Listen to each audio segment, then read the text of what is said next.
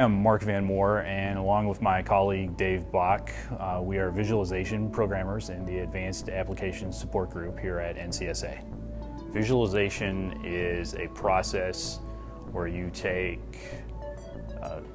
large amounts of numerical data and turn it into a form that people can grasp visually. Visualization tries to represent the data in a way that people can use their visual intuition to grasp what the data has inside of it. The main way that people work with us for longer projects is through a TerraGrid ASTA request. People can also contact us through the consulting office or TerraGrid help, especially if it's something like a software installation or troubleshooting of a problem. That's probably the best way to go.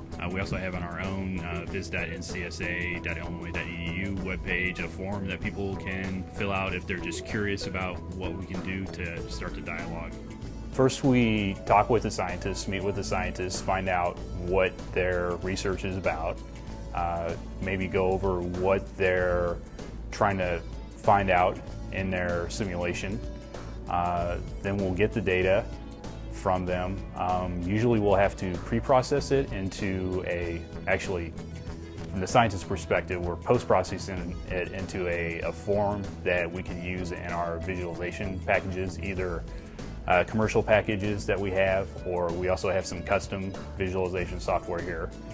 The next step will be to just start creating some imagery from it, experimenting with different things like the overall view of where the camera should be in relation if it's a spatial data set, where the camera should be in relation to the data, things like colors, color mapping, lighting, graphic things like that. And then it's really an iterative process, so we'll come up with some ideas, we'll go back to the scientist with the images that we have. The scientist will say, okay, this is nice, let's continue with this, or they'll come back to us and say, well, this isn't showing the physics, or this isn't really showing the effect that we're looking for. My workflow now is mostly, I try to use one of the packages like ParaView or Visit first, and then when I get annoyed with one of those, then I'll drop down and actually write some code, C++ or Python, and try and get stuff. But what I'm doing visually is just taking snapshots of different camera views of the data from different things. And there's kind of standard stuff, if you get a scalar, which is just a single value per each mesh point, there's certain things you can do with that. If you get a vector, which is, a three-dimensional entity at each mesh point, there's different things you can do with that. So it largely depends on the data. If the data set is small enough, I'll do it on my desktop, which is just a standard graphics workstation. Has an NVIDIA GPU in it. If it's a large data set, we can do stuff on a GPU cluster called Lincoln that I've done one or two things on experimentally with, and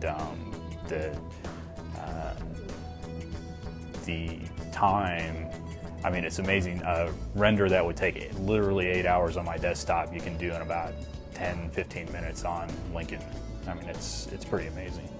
There's a set of related projects I've been doing with Dr. Arif Masood that are related to his numerical mesh computations, but they're also all, from a physics standpoint, they all have to do with fluids. Different fluid effects of fluids moving around aircraft, fluids moving around cylinders, fluids with different properties. Fluids from a visual aesthetic standpoint are very interesting to look at. You always have interesting whirls and different liquid effects that you can do with fluids. So those are always fun to work with. The University of Illinois' National Center for Supercomputing Applications provides powerful computers and expert support that help thousands of scientists and engineers across the country better understand our world. With the computing power available at NCSA, researchers create computer simulations with real-world social and business impact. NCSA is supported by the State of Illinois, the University of Illinois, the National Science Foundation, and other federal agencies.